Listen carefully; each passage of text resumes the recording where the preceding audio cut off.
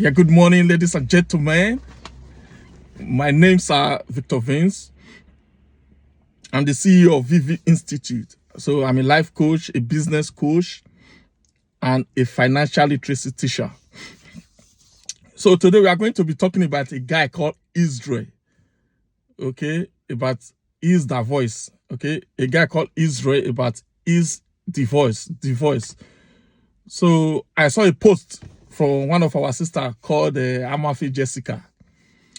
So I read the comments. So I decided to have. Well, today we are going to be doing something different. Okay, I will not just be speaking or teaching. I will be reading from the comments. So this is my area. This is my field. I'm a life coach. Relationship is my field. I know that I've read lots of books on relationship. Okay, I've read books like Men Are From Mars, Women Are From Venus. I read book like Financial Lovemaking by Dr. Boyce. So I've read thousands of articles on relationships. So I think I have the authority to have an opinion on this issue. So let's start. Let me just drink some water before we start about this Israel relationship. Okay. So we start reading from the comments. And let's start from the woman that actually posts this issue. Amafe Jessica. Let's quote her. So she said, Israel married you, not your mother or your family. Israel married you, not your mother or your family. That's a quote from Amafe Jessica. So I watch a program called Nurse Marriage. I don't know her before. She's on YouTube. Her name is Nurse Marriage. So I think she's very good. I don't know if she's a therapist. I don't know if she have a degree in psychology, but she give a lot of good advice in her show. The Aunt Game Show. So one of the advice she gives to people in her show is that third party should not be involved in your relationship. And like Amafe Jessica rightly said, Israel married you, not your mother. Israel married you, not your mother or your family. So I think family should stay out of relationship. It's very important. I don't know why Africa, brothers, sisters, especially sisters and mothers, feel that they have to be involved in their brother or sister relationship. I think that is very bad. So number two, let's hear another quote. It said, both of them asked forth. It seems they are not made for each other. They display high level of immaturity. That is Samuel Iyobosa. So he said, both of them asked forth. It seems they are not meant for each other. They display high level of immaturity. So what I will always say is that marriage is for adults. Okay, marriage is for adults, and I think people get the misconception of what adult is. So like what Dr. Boyce said. Dr. Boyce said, having a beard does not make you a man. I think there's actually beard baby, or that's what they call them now. So people think if they have beard, they are a man. It's absolutely no. Some of these people with a lot of beard, they are like teenagers. They still act like a little baby. So like Samuel Yopos, as I say, both of them asked for it. It seems they are not made for each other. They display, that is very important. That is a key word. And that is very significant. He said they display high level of immaturity. So if you are not mature enough to get married, please don't get married, okay? You just cause a lot of problem. So the third quote is, he said, marry a woman from a poor background with an entitlement mentality is a death trap. And if you get away alive, you will be ruined financially, physically, morally, and verbally. So this is a quote from Oluwa Kayode. He said, marrying a woman from a poor background with an entitlement mentality is a death trap. Okay, this is like my story. Most of all these women, their father don't have land. Their father has not been able to buy a car. And these women will come into your life. They want everything. Even their father has not done anything close to what you have done in your life. But these women or these little girls will come into your life, they want everything. So like this guy say marry a woman from a poor background with an entitlement mentality. This fine. There's nothing wrong with someone being poor. I have a poor parents. My dad was a driver. My mom was a petty trader. But the issue is that the entitlement mentality is a big issue. You come and be demanding things and think you want this and that and that. So that's what this guy is saying here. He said it's a death trap. And if you get away alive, you will be ruined financially, physically, morally, and verbally. So Oluwa Kayode, that's a quote from Kayode. And Amafe Jessica said something about that. He said the husband no peace after the marriage. The husband no peace after the marriage. So Amafe Jessica happened to know Mr. Israel personally, and what she's trying to say is that she even said that the guy Israel is going through depression. So what she's trying to say that since this guy married this girl, the guy has not known any peace. And so like Oluwa Kayode said, he said you'll be lucky if you get away alive. You'll be ruined financially, physically, morally, and verbally. So those are symptoms of depression. So the guy is obviously depressed, and he needs he needs to go and see a therapist. I think that is very important. He needs some advice, so that he doesn't go and commit suicide or something like that. So let's continue.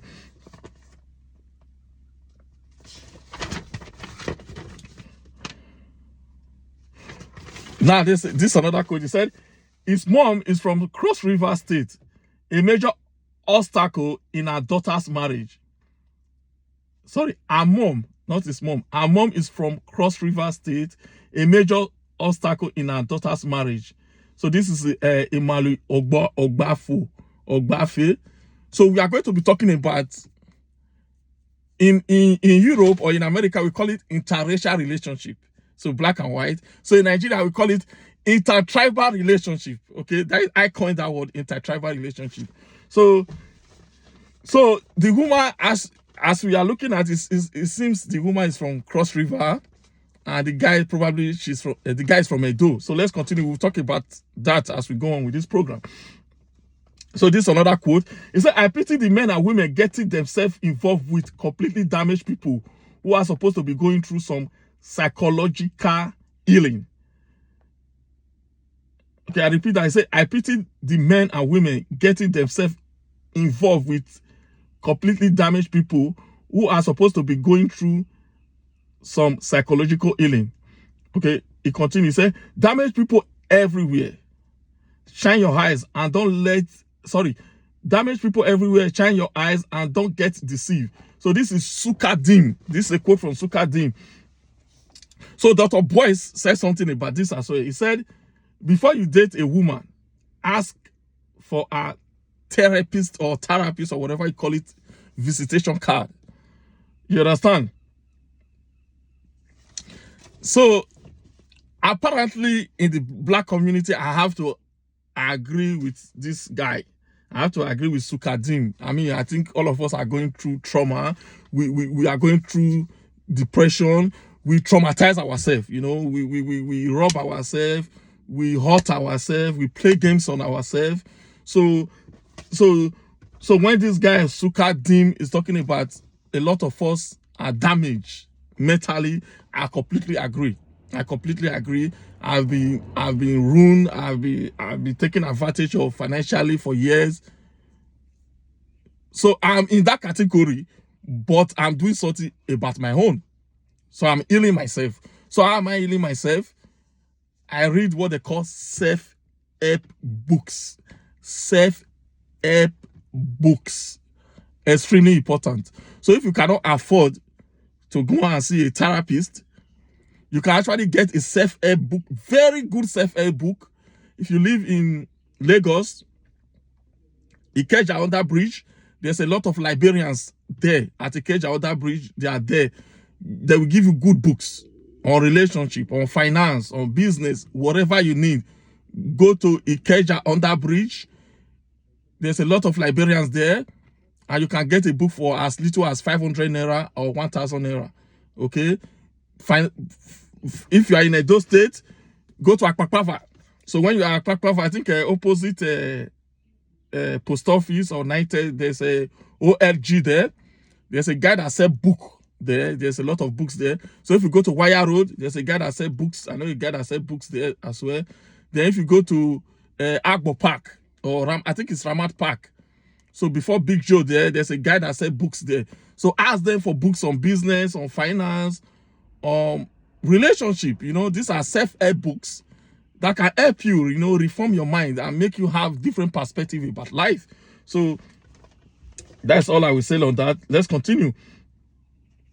So this is another opinion. Say he go look for wife for where them they do durumi. This Festus Nusa.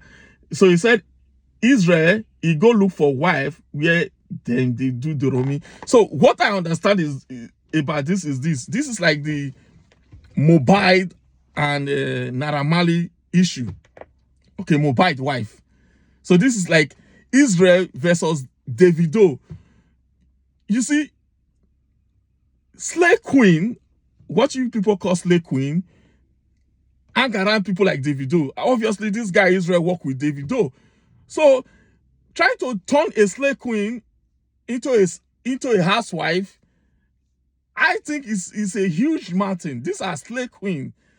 I mean, you cannot marry a wife where they are doing doromi. I don't know. Probably go to church and look for a wife. I don't know. Go to library and look for a wife. It's not where they do doromi, where you have people like Naira Marley, Davido. You know these guys, their highs are for money. Their highs are not for relationship. So if you go to party when there's Naira Marley and there's Davido and you are thinking that you are going to be able to carry all this slave queen and turn them to your wife, all I'm going to say to you is that good luck with that. So I think that's what Festus Nosa is talking about here. So let's go on.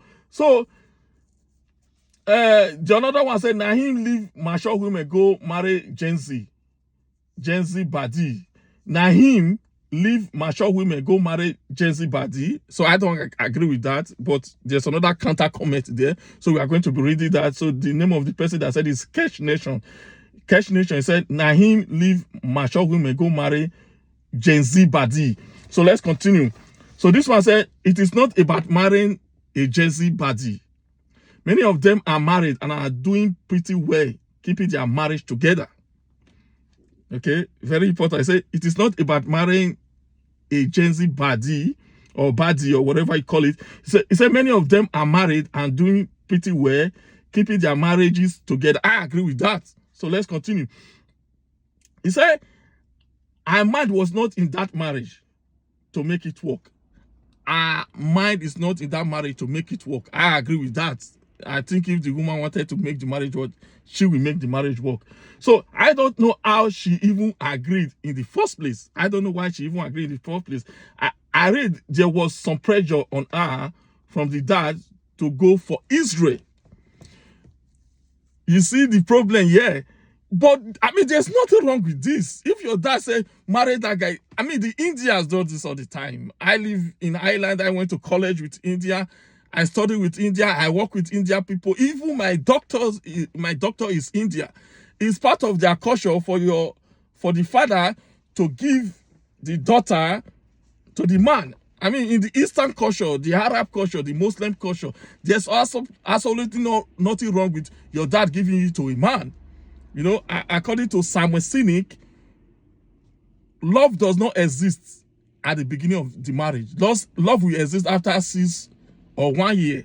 So maybe once the woman get used to the man, they now have empathy for each other. They now have compassion for each other. I think that's how the love grows. So there's nothing necessarily wrong. There's nothing necessarily wrong for your father to give you to a guy. I mean, that's what that's what was obtainable in our culture. In the time of our grandfather, even in the time of our father, you understand? It's your own father that give you married to a guy. It's family to family that marry. It's not even you. The woman doesn't even have a right to choose choose the husband. You know, this is what we call modern generation. This is what we call the Gen Z generation, where they want to say they want to marry for love. But in other culture, like the Indian culture, 95% of the time, the husband is choose for the. It's a class system. You know, this is a class system. I think the rich people still do it in Nigeria. The rich people, they will not allow their daughter or their son to marry for love. They will only allow their son or daughter to marry someone that is wealthy like them. You understand? So, like I said, it's a class system. I mean, the Indian do it, the Arab does it, even the white people does it as well. You know, it's a class marriage class. It's not really about love. I think the love grows after the marriage. So let's continue with this. Our brother, what he's saying, like he said, okay. Sorry, I have to take. So our mind was elsewhere. So that's what our brother is trying to say. He said, I read there was some pressure on her from the dad to go for Israel. Our mind was elsewhere. He said our mind was elsewhere. Now continue. He said, keep your ears to the ground. You will hear our next marital move in a not so distant time. So this guy have some information we don't know. This guy have some. He said, keep your ear on the ground. You will hear our next marital move in a not so distant future. And the name of the writer is Rafo Ahanunu. Rafo Ahanunu. Wow. You see, TD Jake said one thing. He said, not the day marriage break up, not be that day the marriage break up. The marriage just break up like 6 months ago. The marriage has broken up like 1 year ago. So that day they are officially divorced or they officially say we are not marrying again, that is just a formality. The marriage has already, that's what this guy is trying to say. This woman have already divorced this guy in her mind about a year ago before they physically divorced that guy. So that's what Onu is trying to say here. Then another comment said, it is her ex-boyfriend, Uniben. Wow! Now we got the full gist. So apparently, while this guy is married to Israel, this girl was dating the ex-boyfriend that they went to school together, apparently Uniben. So that's what this comment is saying. So it's possible. That's why some people don't allow their spouse, whether it's man or woman, to talk to their ex. It's very important. I don't know why you go get girlfriend or you have a boyfriend. They said they want to keep a relationship with their ex. I don't really understand that. So obviously this girl was still seeing the ex that they went to school together at Uniben when she was married to Israel. So that is what that comment is all about. So let's continue. So this one said, marry a 21 years old virgin. It should come. Let's give him a dope girl. So this go back to the mother is from Cross River. So from what we are hearing here, it's like the guy is a dope. The mother is. I said that we are going to talk about this at the last time. So tribe is very important. Tribe is very important in a relationship. White and white marrying each other, black and black marrying each other is very important. Edo and Edo marrying each other, Yoruba and Yoruba. I did a video on this topic where I said that Yoruba people rarely marry outside their tribe. And I use myself to give example. When I came to this country, the first girlfriend that I have was a Yoruba woman. And I could have grown-up children now, maybe 23 years old, grown-up children now, from a Yoruba woman. But we will support what this guy is saying, that we should give Edo girl to Israel. Tribe is very important. And I've done a video about it. Someone actually accused me that a Benin guy accused me, or a Edo guy accused me that he is actually married to a Yoruba girl. So why will I say that Yoruba girls don't like other tribe? But recently I was watching a show, like I said, Nose Marriage. Go and check it on YouTube. And the issue I find out is that most of the relationship breakdown, okay,